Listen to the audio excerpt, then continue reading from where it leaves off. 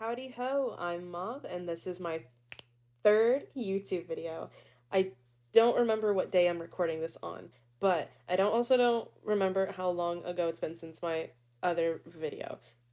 Anyway, I have something that I love so deeply in my life, and that is D&D, Dungeons and Dragons. It is my entire life revolves around it. I've been playing it since like middle school, or at the very least, consuming media revolving D&D since middle school. My campaign of 2 years just ended a couple weeks ago, and I've been planning the third campaign for a while now. And I love the planning stage. It is so fun. So I had my friends, all like nine or so. I don't remember how many I have. But in a group, we play pretty amongst ourselves, and I had all of them send me 3 emojis with which I'm going to create an NPC out of. And so I chose a spinner wheel, you'll see in a minute, and we're gonna find out which ones I have and which ones I'm gonna draw. Let's get on with that then, shall we? So first up, we got Under. How wonderful. Then, after that, I had gotten Danny, and then myself. So, let's get into it, shall we? The emojis that dear old Danny had given me was a vampire, an electric guitar, and a flaming heart. So, we had to make a vampire. Obviously. There was no other choice. My process for creating characters of any kind varies from time to time. Sometimes I'll just do a traditional sketch, but here lately I've been really enjoying just blocking things out with a very flat brush. Here lately I've also been doing it monochromatically, so for these I wasn't so worried on what they looked like color-wise, but more so was just trying to define their shapes, figure out what I liked, and figure out what I didn't like. I remembered seeing on TikTok a few days ago this girl with similar bangs, pointed like V-shaped bangs, and they looked so cool, and I knew I just had to give this character that kind of hairstyle. Of course, the vibes were very laid out for me, heartbreaker, very vampiric rocker kind of girl, and I really ran with that, and I really tried to make that as clear as possible. She looks like someone who could break your heart, and I love that for her. The emojis chosen for this next character was a genie, a disco ball, and a slot machine. So I'm thinking very classy, very done with your shit kind of girl. Someone that you don't really want to cross in this kind of space, someone that you know could beat you at your bluff. And I think I really pulled that off here with just the general vibe that she gives me. Creating characters like her gives me such joy. And for this final guy, because it was mine, it was a DNA strand, a lollipop, and a mushroom. I don't really know where those play into so much for his face design, as the other twos were very obvious, but I think I kind of lent more into his outfit design, which, either or, it works that way. Gave them secret eye colors, and here was the final headshots. But now it's time to get into the bodies. When it comes to making bodies in this blocky kind of style I focus on shape language. I try to get the pose down, but sometimes being simple is all you need. And because Vampire Rocker Girl was the first one I had made in this, emoji series, I was having a little trouble with figuring out which kind of body type I wanted to give her. Something that was either more, hourglass, something that was a little bit more mid-size, or a pencil. I also explored different hairstyles and tried to figure out which ones I liked more. I ended up going with the one I just did, which is kind of like a swept over, hair down kind of look for the portrait that I'd given her. And I really think I nailed it out of the park with the very first outfit I had done.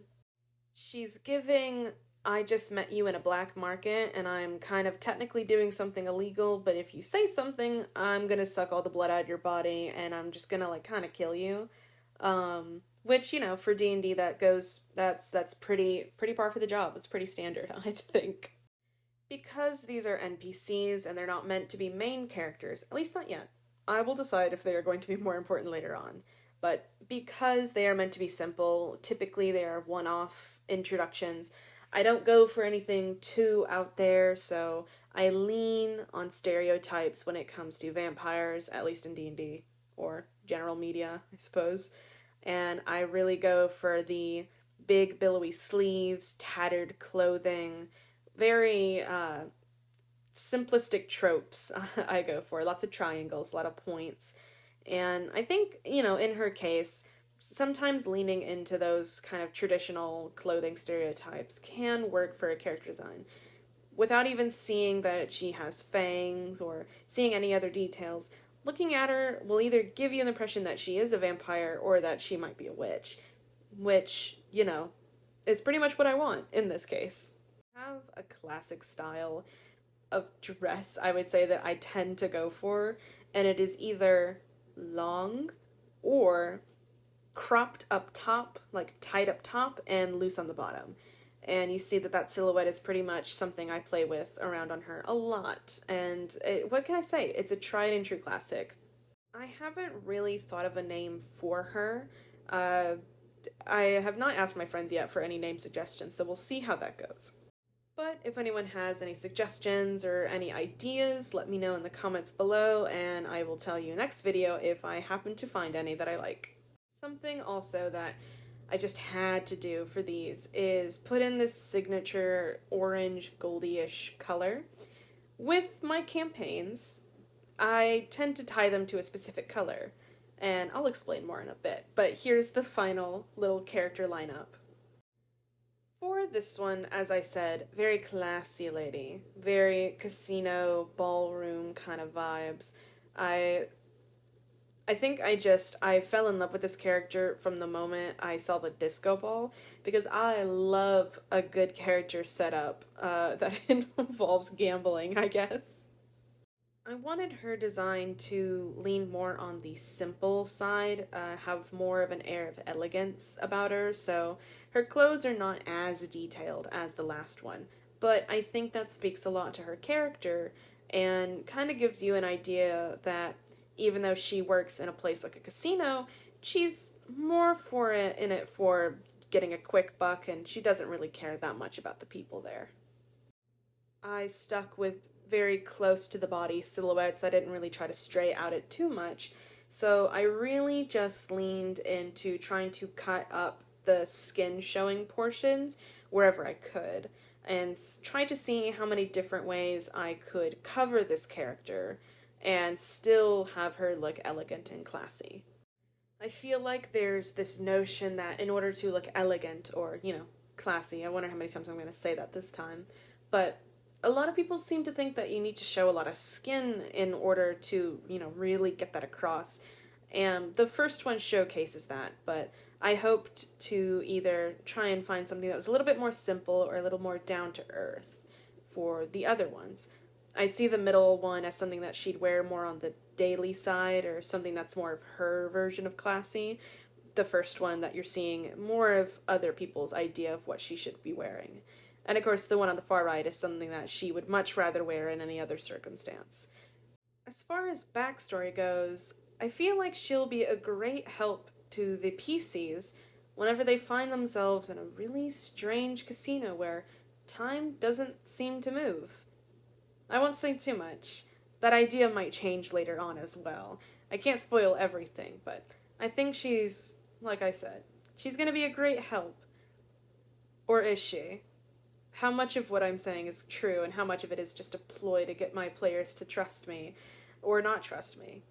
It's all a part of the plan, and it'll all go. Here's the final lineup for her as well. I plan for, my lovely players to meet this character in a not so fun way. Not for him, oh no, they're gonna enjoy it. For my players, however, I don't think they're gonna like this person. Or at least I'm hoping they don't. Oh my, that's ominous.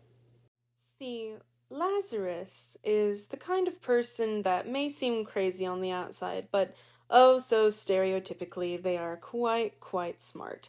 And I plan to exploit the idea that he is not that smart for as long as I can until the players get, the right connection.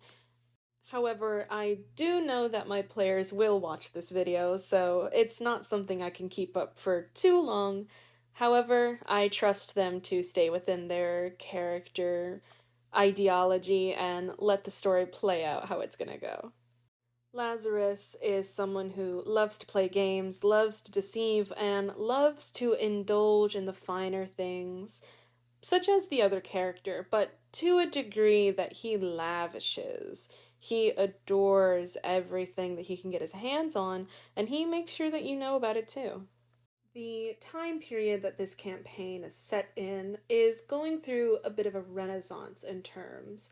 There is so much art and technology being discovered and invented every day that it's really hard to not be in the spotlight at least some point in your career as an inventor or an artsman.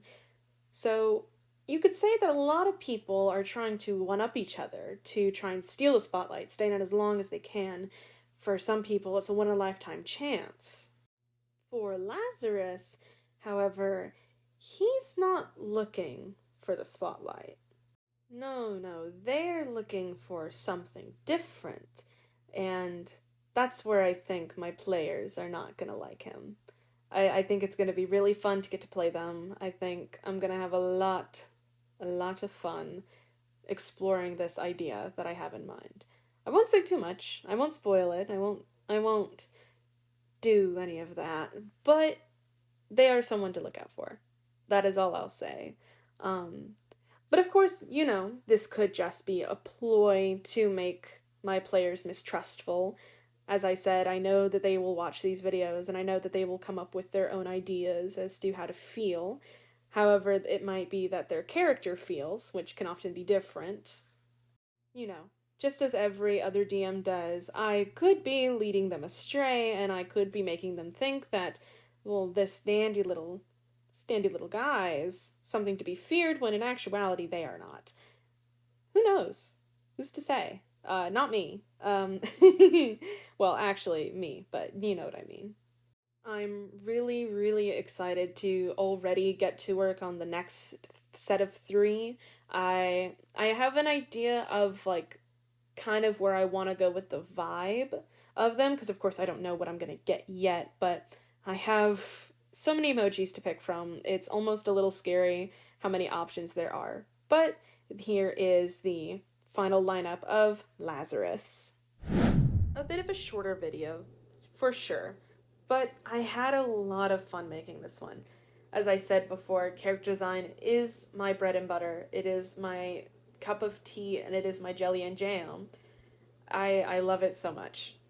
D&D is just something that I hold really, really close to my heart, and this is also good for me in the long run because I'm still planning out my 3rd campaign, so because I like to be pretty backed up in advance, I am happy to have multiple NPCs at my fingertips to get to use. They are all interconnected as well, so I might make some of them more interconnected in the future. Speaking of interconnected, this is not a segue, because I don't know how to segue it, but I've made an update to my Patreon. I now have new tiers, and I'm here to tell you about them, so buckle up.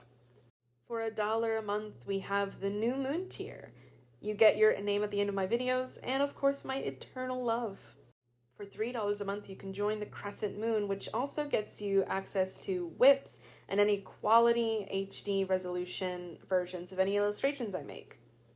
For $5 a month, you can be a part of Half Moon, which means that you get to decide video topics, character design prompts, and more via the Patreon polls, as well as something a little extra. Oh, and access to my videos early, however early I make them. For $15 a month, you can enjoy the Full Moon tier, which means in addition to everything that I've already stated, you also get access to monthly sketch requests. They can be anything that you want, and I will do them. And last but not least, we have Solar Eclipse for $30 a month. This is a commission tier, so everything else that's included, and you also get a monthly portrait commission at no additional cost. I would like to give a warm thank you to all of my subscribers tuning in, And a shout out to all of my patrons. They include Octopus Lion, Rain falling into your coffers, and my newest patron, Elliot McNeil. Thank you so much for your generosity, and thank you so much for supporting the channel and me. We've reached the end of the video, so I have nothing else to say. Goodbye.